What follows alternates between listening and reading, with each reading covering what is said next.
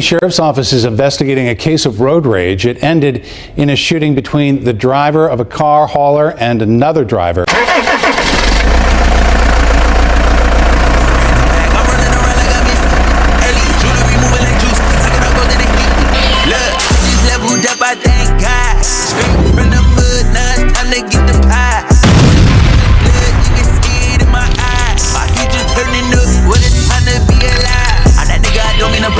But I'm getting too nice with this. Ain't no way that I'm going outside. My pockets been heavy as shit. That bank is... What's poppin', M2T? It's your boy Run on the channel to be. Don't forget to hit that like, comment, share, and subscribe button whenever you pull up to the channel.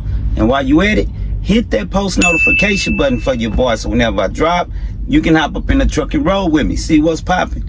How's it going, fam? Everybody good? Y'all in my prayers? Y'all be careful after on them roads. Them streets ain't got no love for you, so be careful while you out there, alright? Alright. I have a really good story for you guys today, and without any further ado, we go jump right into it. Sunday, around 10:15 p.m., Grant County, Indiana, a trucker gets into it with a four-wheeler on the road. The trucker follows the four-wheeler home, follows him. Once they get in front of the four-wheeler house, shots are fired. Chaos erupt. Check this out. Sheriff's Office is investigating a case of road rage. It ended in a shooting between the driver of a car hauler and another driver. A 911 caller reported he had shot the truck after its driver pointed a weapon with a laser sight at him. Deputies say the truck crashed into a silo with the driver found dead inside. The case remains under investigation tonight. Grant County Sheriff's Office is investigating a suspected road rage shooting between the drivers of a semi and a car. A 911 caller reported he had fired shots into a semi, claiming the truck driver had pointed a weapon at him during a road rage incident. Deputies responded and found the truck on fire at East 975 South. The driver was dead inside. So far, no arrests have been made and it remains under investigation. That marks 43 road rage shootings on Indianapolis interstates this year.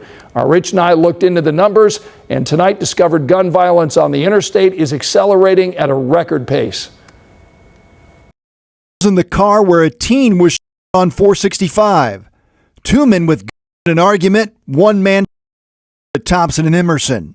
A semi-truck drives off I-65 in Whitestown after the driver was shot in the head but survived. That's just a few of the worst road rage incidents this month. Indianapolis Metro Police does not track road rage incidents, but Indiana State Police report 43 road rage shootings on Indianapolis interstates so far this year. That compares to 55 all of last year. None of us are perfect drivers, but I think oftentimes people are taking mistakes as aggression, and they're expanding that to include road rage, hand gestures, cutting off, tailgating, all these things that just make people angry, and now we're seeing gunfire. And police remind drivers that even flashing a gun or pointing a gun at another driver could result in a felony intimidation charge. State police have investigated more than 180 incidents on interstates this year where someone on the interstate displayed or pointed a gun at another driver. The biggest thing that helps us with these cases is eyewitnesses. People who see these incidents, whether they see the gunfire or not. Any type of road rage that you see should be reported. Avoiding road rage is perhaps becoming the biggest lesson in learning to drive. My number one advice for young drivers right now is don't engage in any type of road rage. If somebody does something to make you angry, take a deep breath and find a way to disengage.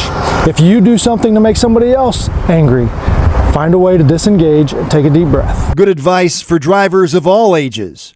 In Indianapolis, Rich Nye, 13 News. The first thing we want to do is send our condolences to that trucker and his family. Let them know that we are praying for you guys. Man, that was a crazy situation. Now, everything I say after this is allegedly, M2T. Now, as we can see, as they said, he drove off into the cornfield 2/3 of a mile. That's a good quite a bit into a cornfield, 3 of them before he stopped. What was going on with him in the process of him driving through them fields at that time? Evidently, it seems like he's hit.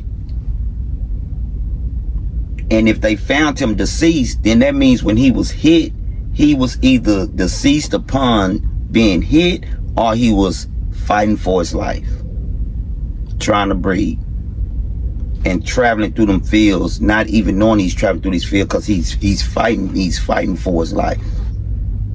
Messed up situation. If you're traveling I-65, I-69, I-70, if you're going through Indianapolis, as y'all seen through the reports, Indianapolis is mayhem right now when it comes to road rage. Y'all saw the news reports. Be careful if you're traveling through the Indianapolis area, especially the southern parts, because right now there is no understanding on the highways when it comes to these 4-wheelers and these 18-wheelers.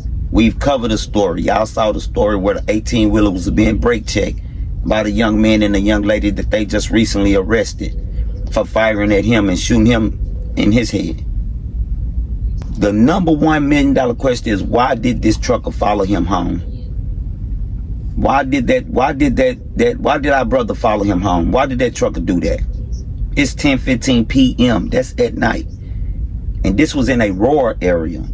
So around that time, it's no cars out there. So this 4-wheeler is looking in his rearview mirror, and he see this truck driver following him.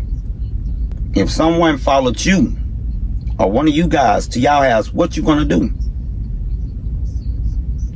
At that time of the night, in a rural area. The 4-wheeler, if y'all notice, he called the cops. He called and reported it. What would have happened if he hadn't called and reported it? And this is the most important thing. No arrest was made. No arrest was made in that. So the 4-wheeler is in front of the truck. He's going home. The truck is following him. He gets to his home. A laser is being pointed at him. He fires, excuse me, y'all. He fires. He sees the truck evidently veers off into the cornfield, so he got to know that the dude is injured, or trying to get away at least. And then he calls the 911 and reports it. They get out there, firefighters, because the truck is on fire in the cornfield, fighting the blaze. And when it's all said and done, and investigators find a deceased body in there, and they get everything done, nobody goes to jail. Get in the comments and tell me what y'all think about that. All right? Messed up situation. Be careful out there in these streets. Be careful out there in these highways. Avoid all road rage at costs, like that officer was saying. Breathe, regroup, and just continue to go on by our business. Get back home to the fam. All right? Big shout out to all my A1 Day ones. I appreciate y'all pulling up. Big shout out to the ones that just be glancing in, seeing what's popping. And a special shout out to our new subscribers. I appreciate you. I appreciate the love. All right? Until next time, fam, y'all already know. It's your boy. I just got in a whole brand new bag. I'm running around.